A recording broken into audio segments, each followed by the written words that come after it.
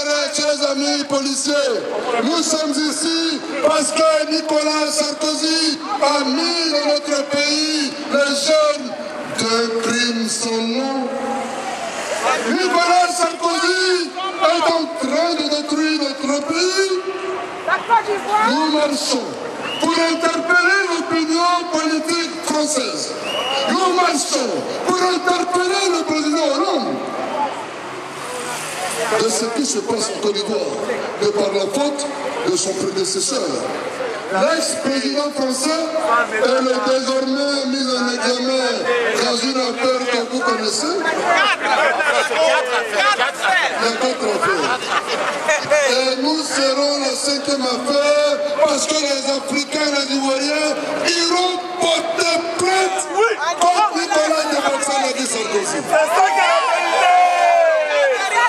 Chers amis, nous sommes tellement pacifiques que les CRS se retirent. Oui. Nous allons donc continuer la marche. Merci. Et pour mettre en place à maïs.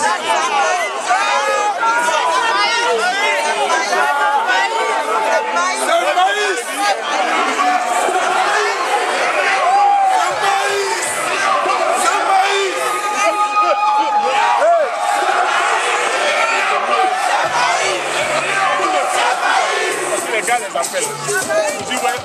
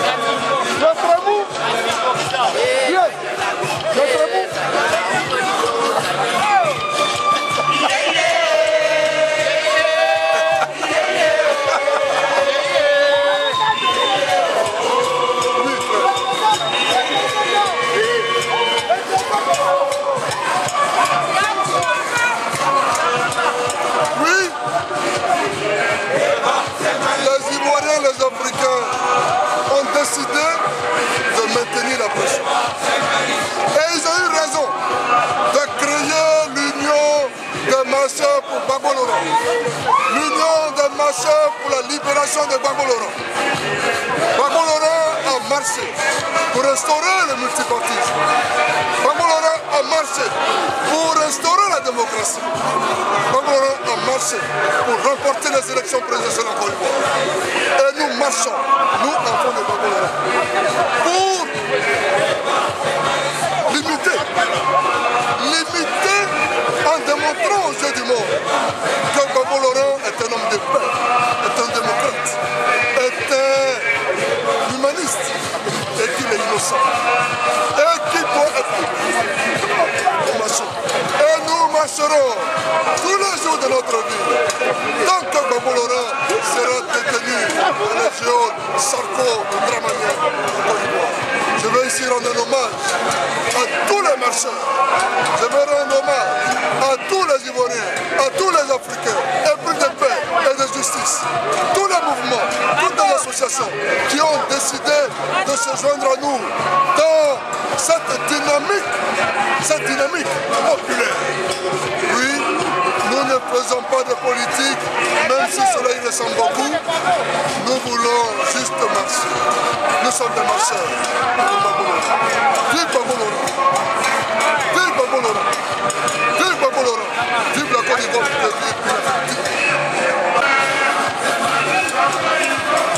Mes chers patriotes, chers combattants de la liberté, vous tous de justice et de paix dans ce monde, nous sommes là réunis ce soir pour demander la libération du président Laurent Gbagbo et de la Côte d'Ivoire qui est occupée par ces plutocrates totalitaires occidentaux qui maintiennent Ivoiriens dans la servitude et qui maintiennent le président Laurent Gbagbo dans leur géant. Nous sommes là ce soir pour demander simplement la libération du président Laurent Gbagbo. Celui-là même que les lois ivoiriennes, que la constitution de la Côte d'Ivoire a déclaré vainqueur et investi au cours de ces élections 2010. Nous demandons la libération de Laurent Gbagbo. Nous interpellons le peuple français. Nous interpellons l'Occident. Oui, parce que là, ce qui se passe en Côte d'Ivoire, c'est l'impérialisme. Ce sont les plutocrates totalitaires occidentaux qui ont pris notre pays en otage. Et nous disons non. Nous disons non et nous leur demandons tout simplement de libérer le président Laurent Gbagbo pour qui nous marchons. Je vous répète, c'est faux. Il faut savoir, le président Gbagbo, il n'est pas notre lutte. Il incarne cette lutte comme De Gaulle a incarné une lutte sur vous. Très bien. De Gaulle n'était pas le combat de la France. De Gaulle incarnait le combat de la France. C'est comme ça que Gbagbo incarne le combat des Africains. Je vous demande de prendre conscience de cette situation. Nous ne sommes pas là pour plaider. Nous ne sommes pas là pour mendier. Nous sommes là pour parler d'égalité. Ce qui est valable pour le peuple français est valable pour le peuple ivoirien et pour tout le peuple africain. Comment est-ce que dans notre pays, le Conseil constitutionnel, calqué sur la 5e République de France, n'a pas de valeur quand il s'agit des Africains? Est-ce normal? Je m'adresse à tout Français, peuple de France. Est-ce normal que la Constitution ivoirienne n'ait pas de valeur pour les intérêts français? Les soi-disant intérêts français, comme disait mon ami, qui sont nos biens. Vos intérêts sont nos biens. Donc ne parlez pas de vos intérêts quand il s'agit de nos biens. Je voudrais vous dire que les Ivoiriens battent le pavé depuis 2 ans avec toute l'Afrique à nos côtés pour revendiquer la justice, pour revendiquer la paix, pour revendiquer le droit, l'égalité et la souveraineté de nos États. C'est pourquoi nous sommes dans la rue. Et j'espère que notre message sera entendu. Je vous remercie. On restera dehors. On est presque au printemps. Mais si on a fait l'hiver, c'est pas printemps, on ne peut pas faire. Nous, on a dit qu'on marchera. Que ce soit avec Sarkozy, que ce soit avec, comment il s'appelle, Hollande. Il nous a dit c'était maintenant. Mais ce maintenant arrive quand? On continue à tuer les Ivoiriens. Par mois, il y a 788 femmes. Par mois, il y a 788 femmes qui sont violées à Côte d'Ivoire. Et ça, elles sont violées par les licornes que la France nous a posées. Ce que nous demandons, les 788 femmes qu'on viole tous les jours, ça fait trop. Ça fait trop pour un pays comme la Côte d'Ivoire. Laurent Gbagbo leur a dit que c'était du gagnant-gagnant. Il n'aura jamais dit qu'il ne leur fait pas de marché. Mais il a donné tout ce qu'il lui faut. Notre pays, De Gaulle ne l'a pas rendu souverain. On nous vole. On nous vole tous les jours. Ce que nous demandons, qu'on libère notre pays, qu'on laisse les Ivoiriens tranquilles. Aujourd'hui, près de 4 millions d'Ivoiriens sont en exil. Dans notre constitution, l'exil n'est pas permis. Notre constitution interdit l'exil et il se trouve que beaucoup d'Ivoiriens aujourd'hui sont en exil. Les Les universités sont fermées en Côte d'Ivoire. Les Ivoiriens ont faim. Ils n'ont pas mangé. Est-ce normal? On n'est pas aujourd'hui dans la rue pour demander cas de séjour. On n'est pas dans la rue pour chercher logement. Nous voulons notre liberté. Parce que si nous avons la liberté, eh bien, on ne sera pas ici. On rentre chez nous. Voilà. Et que Alassane arrête de tuer nos parents. Et que la France arrête de donner les armes aux Français.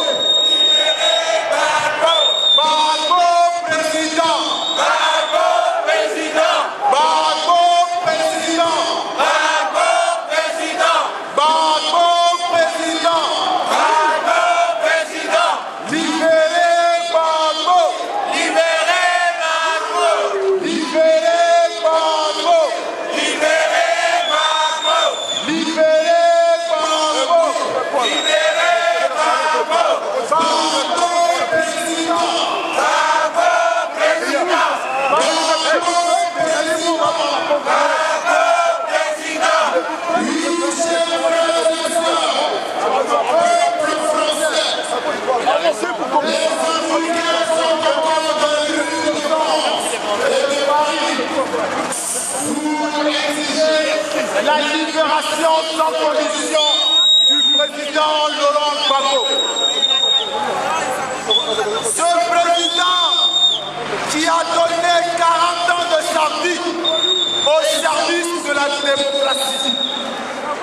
40 ans de sa vie pour que l'Afrique retrouve sa dignité. 40 ans de sa vie pour que les Africains puissent décider de leur sort. 40 ans de sa vie pour instruire les Africains sur ce que c'est le respect de la Constitution. Car la démocratie, c'est avant tout le respect de la Constitution. Nous ne pouvons être démocrates, nous ne pouvons aspirer à une liberté, nous ne pouvons aspirer à un développement si nous ne respectons la Constitution. Alors, nous, Africains, nous, dignes peuples, grâce au message du président Laurent Gbagbo, nous disons qu'il est grand temps que l'Afrique retrouve sa dignité. Il est grand temps que ces pays colonisateurs comme la France arrêtent, cessent leur manipulation. Il est grand temps que la France libère la Côte d'Ivoire. Nous nous battrons jusqu'au bout. Le président Laurent Gbagbo, dans son dernier discours, n'a eu d'invective contre qui que ce soit. Le président Laurent Gbagbo, dans son dernier discours, a montré l'homme démocrate qu'il était, a montré la puissance politique, a montré aux yeux du monde ce que c'est que le respect de la Constitution de son pays. Un président qui a été constitutionnellement investi est aujourd'hui en prison. Un président qui se bat pour que chaque président africain soit un président digne, un président fier, dont un peuple peut se reconnaître. Laurent Gbagbo incarne le juste combat.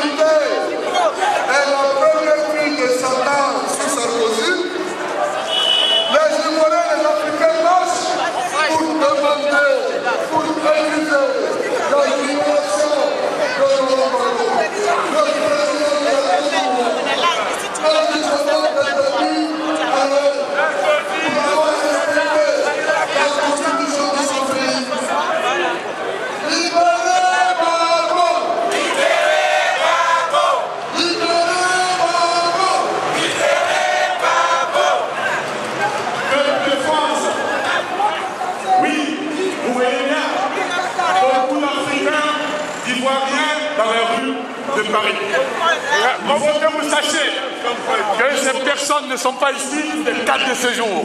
Il faut qu'on soit clair dessus. Nous ne sommes pas ici pour demander des logements sociaux. Nous sommes ici pour parler de justice, parler de souveraineté, d'indépendance et de paix. Oui, peuple de France, M. Nicolas Sarkozy Nagui Bosca a utilisé l'État de France en son nom personnel pour foutre le désordre en Afrique.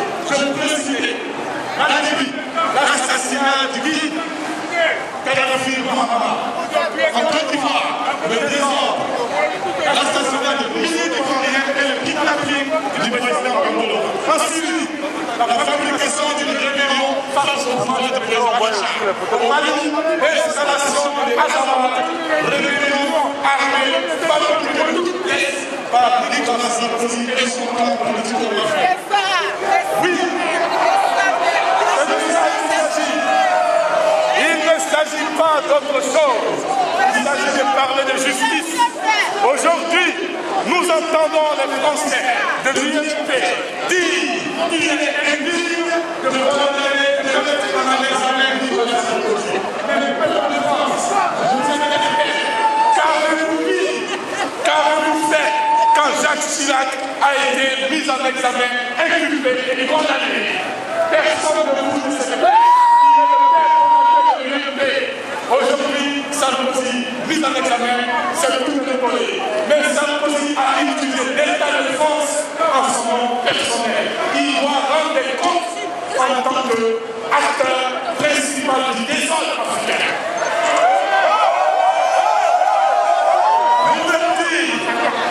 On ne peut plus parler d'Afrique comme on parlait en 1960. Nous parlons d'Afrique des années 2000. En plus, nous sommes en 2013. Les choses ont changé.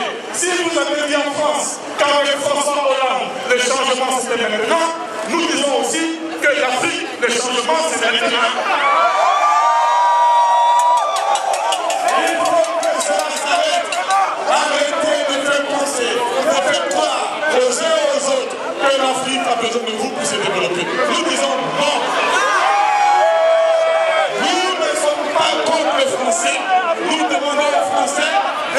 s'asseoir et de discuter. C'est ça le résultat. Qu'est-ce qu'on nous raconte? On veut faire croire au monde entier que les Africains sont incapables de se prendre en charge.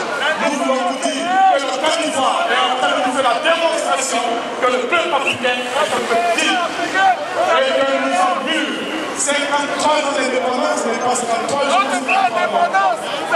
Il faut savoir que Nicolas Sarkozy a utilisé la France dans son nom propre. Sarkozy assassin!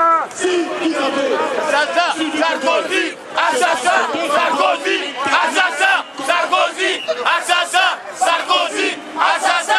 Sarkozy assassin! Sarkozy assassin! Sarkozy assassin! Sarkozy assassin! Sarkozy assassin! Sarkozy assassin! Oui, peuple de France, il faut que les choses soient claires en vous et nous. Les choses ont changé.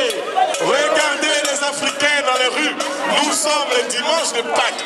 Vous êtes avec vos femmes, vos enfants, vos grands-mamans, vos grands-papas, et nous sommes dans la rue sans nos femmes, sans nos enfants. Pourtant, c'est la Pâques. Si nous sommes dehors, c'est que nous avons une revendication noble. Et celle-ci, c'est la souveraineté des États africains. Nous ne demandons rien d'autre que la souveraineté. Nous ne demandons pas à la France de quitter l'Afrique, parce que nous-mêmes, nous sommes en France. Nous demandons à la France de nous respecter comme nous respectons la France. C'est ça le débat d'aujourd'hui. La France-Afrique, c'est fini.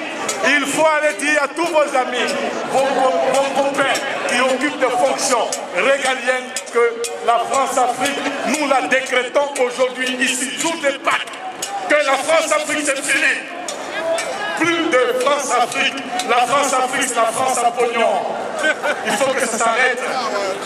La France à pognon, on n'en veut plus. Nous voulons une relation franco-africaine et non la France-Afrique. Je vous remercie.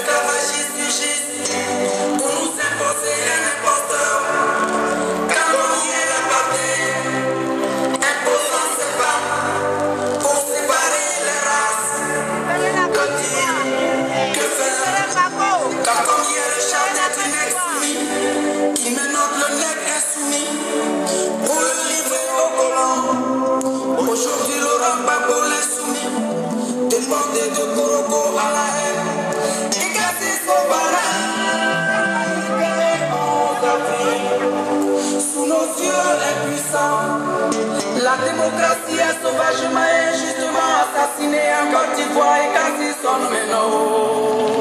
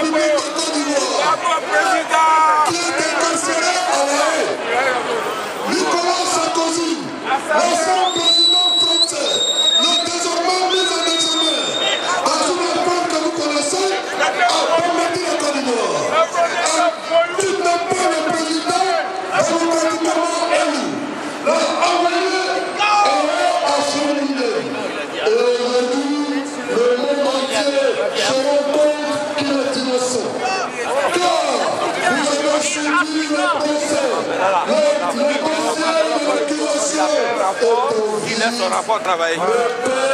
C'est que plus comme il peut. D'accord, maintenant qu'il va discuter avec nous, il n'avait pas fait appel à la terre. Il a fait appel à la terre, il n'a qu'à s'arrêter. Voilà.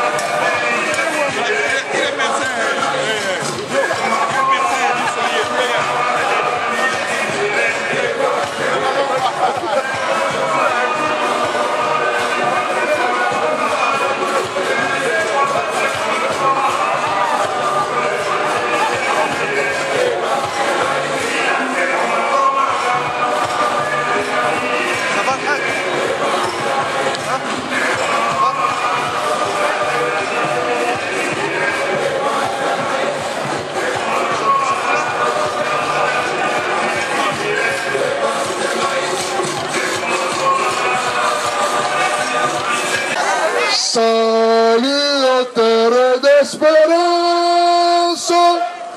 pays de l'hospitalité, ta légion remplie de vaillance ont relevé ta dignité. Tes fils récoltent d'ivoire, fiers artisans de ta grandeur, tous rassemblés pour ta gloire, te bâtiront dans le bonheur.